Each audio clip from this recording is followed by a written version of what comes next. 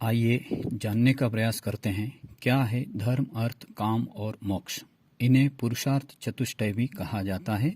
यदि हम इनके शाब्दिक अर्थों पर गौर करें तो धर्म अर्थात वैसे सभी काम जो नीति नियमों के अधीन मर्यादित रहकर किए जाने वाले कर्म या वे कर्म जिन्हें कर कर इंसान को शर्म न आती हो या पश्चाताप का भाव न होता हो, धर्म कहलाते हैं। इसीलिए हमें कुछ वाक्य सामान्यतः सुनाई देते हैं, जैसे जो दृढ़ राखे धर्म को ताहि राखे करतार, या धर्मो रक्षति रक्षितः। यहाँ इन वाक्यों में धर्म से अभिप्राय यही है कि नीति, सच्चाई, अच्छाई के मार्ग पर चलने वाले की ऊपर वाला सदा रक्षा करता है। अतः इसी को आधार मानकर ये कहा गया है कि जो अर्थ और काम को धर्म से जोड़ देता है उसे मोक्ष की प्राप्ति होती है, जो कि मानव जीवन का परम लक्ष्य माना गया है। यहाँ अर्थ से अभिप्राय सामान्य जीवन में किए जाने वाले वे सभी कार्य जिनसे पैसा कमाया जाता है, चाहे वो व्यापार हो, कोई नौकरी हो या स्वरोजगार हो या अन्य किसी भी तरीके से जो पैसा कमाया जाता है अपने जीविकोपार्जन हेतु, जो धनोपार्जन किया जाता है, उन्हें अर्थ की श्रेणी में रखा जाता है। लेकिन काम के बारे में जो संकीर्ण मानसिकता या अर्थ लगाया जाता है वो केवल स्त्री पुरुष के समागम या शारीरिक संबंधों अथवा विपरीत लिंग के प्रति आकर्षण को काम मान लिया गया है।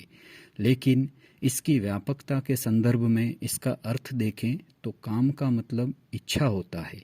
अब वो इच्छा सदिच्छा भी हो सकती है, गलत इच्छा भी हो सकती है। अच्छी अथवा बुरी दो तरह की इच्छाएं होती है जो मानव में जागती है।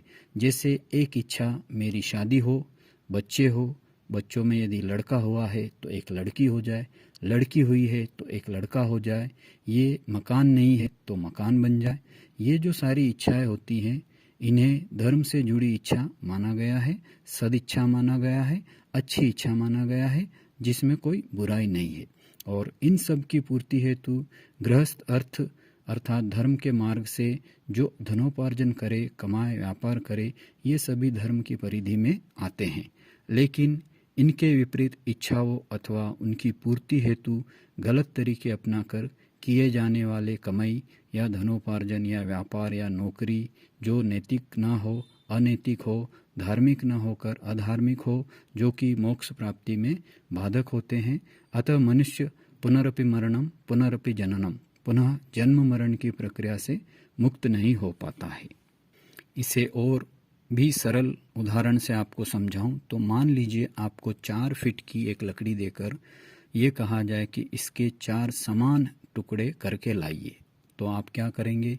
4 समान टुकड़े यानी 1-1 फीट के 4 टुकड़े करने हैं। अतः 1 फीट पे निशान लगाया, एक टुकड़ा किया, फिर दूसरे फीट पे एक निशान लगाया, दूसरा टुकड़ा किया, तीसरे फीट पे तीसरा निशान लगाया, तीसरा टुकड़ा किया। लेकिन जब 3 फीट के टुकड़े को आपने टुकड़ा किया, तीसरे निशान वाले को, तो आपको 2 टुकड़े प्राप्त हुए। अर्थात एक 4 फीट की लकड़ी के 4 समान टुकड़े करने के लिए आपको उसको 3 बार ही काटना पड़ा, चौथा टुकड़ा ऑटोमेटिक आपके हाथ में आ गया। उसी तरीके से यदि अर्थ और काम को धर्म से जोड़ दिया जाए तो मोक्ष की प्राप्ति बड़ी सहज, स्वतः, सरल और आसान हो जाती है।